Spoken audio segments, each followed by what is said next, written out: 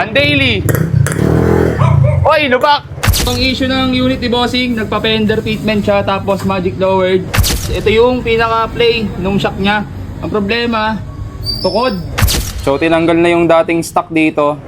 Ang tanong ni Bossing, Boss, magkano daw? Alright mga Bossing, so meron tayo dito Honda Click V3.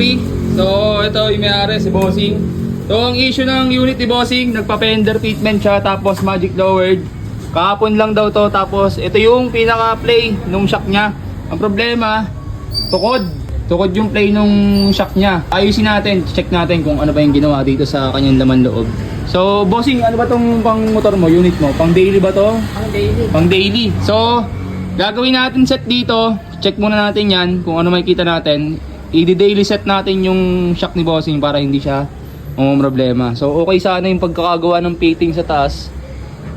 Medyo nagdalak rin yung ball race niya, ayun, may kanto. Dito sa fender fitment, wala tayong masabi kasi halos ganyan din yung gawa natin.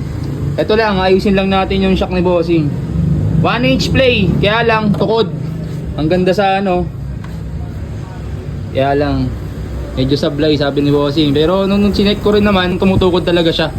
So ayusin na lang natin, baklasin muna natin lahat yan. Alright, let's go. Alright mga Bossing, so nabuksan na natin yung front shock ni Bossing. So ito ang settings ng kanyang pagka-lowered. So tinanggal na yung dating stock dito kasi meron yung maliit bago mag-spring na mataas. So kinuha yung maliit tapos itong ginawa. Medyo may pagkakamali lang sa set kasi tumutukod Ang gagawin natin dyan, meron tayong stock dito. Ito yung galing sa motor natin. So tatanggalin natin yung isa. Tapos ito ang ilalagay natin. Ito ang tinatawag na Magic Daily. Dito sa set na to, wala namang problema dito. Kaya lang, hindi to talaga pwedeng pan-daily. Kung hahabulin nyo sa langis, tataasan nyo ng langis para hindi siya tumukod. Ang tendency, anong mangyayari? Sobrang tigas naman ng shock, hindi siya pwedeng pang-daily. May iwasan yung paglagotok. Ang problema, ang hirap ng compression, masyadong mataas. Hindi siya magbabounce ng maganda. So ito yung pinaka-pan-daily na ginagawa natin. Magdadrop na lang tayo sa taas para yung play ng shock magagamit talaga pang daily, walang magiging problema. So hindi ko naman sinisiraan yung gantong set. Nagsiset din tayo ng ganto. Depende sa service Kanya-kanyang diskarte din yan. 1.3 daw inabot yung set na to. Yung langis na ginamit, yung mumurahin, di tayo naglalagay ng ganyan. Magandang klase nilalagay natin. Ayusin lang natin yung set nito, tas balik na lang natin dun. Ganda sana ng fender fitment ni Bossing Alright, so nalinis na natin. Tapos naibalik na natin yung set. Binago na natin tong set ng kanyang front shock. Ito ilalagay natin. Siyempre, walang iba kundi ang MS Gear Oil na pang malakasan, high viscosity, fully synthetic. Ito ang ginagamit natin. Sikreto dyan mga boss. Para maganda yung play. Tapos, ito yung sinasabi ko sa inyo mga Bossing. Yung iba pag nag-magic low, since hindi man to kasalanan ni Bossing, hindi niya to gusto Ang nag-home service sa kanya, ang ginawa, ito lang. Ito lang ang binalik. Tayo, meron tayong para dyan. Gagawin nating 4 dyan. Nakita ni Bossing. Nga pala, itong si Bossing, yung may-ari ng Click, followers pala natin yan. Nakita tayo sa Facebook, nakita niya tayo. So, kaninang umaga niya tayo nakita. Ang problema, nakapagpagawa na siya kahapon ng shock niya. So, ayan, babalik na lang natin. Sasalina na lang natin ang langis. Tapos, gagawin nating 4 yung tornilyo. Para balik standard pa rin. Alright mga Bossing. So ito yung set ng pan-daily use natin.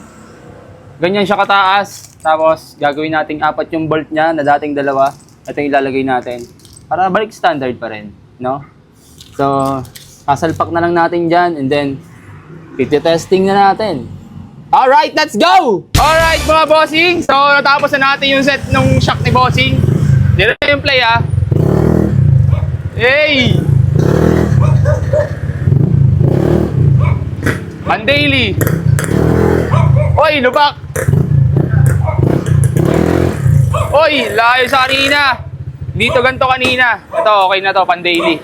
Ito yung magic low na pan-daily. Actually, pwede pa natin tong ibaba.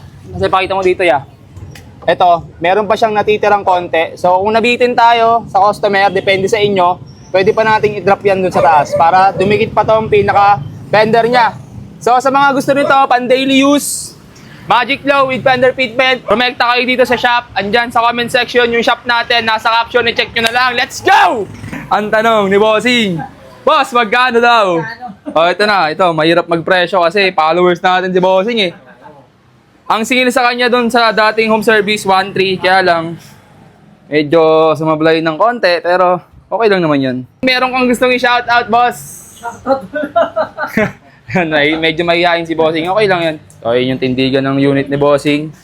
Napaka-DN. Pakita ko sa inyo, boss. Yung mga bolt nito, grabe. GR5 lang naman mga bossing. Grabe ang kate. Caliper, RCB, bracket RCB. Sa lever, isang set, RCB na lever yan.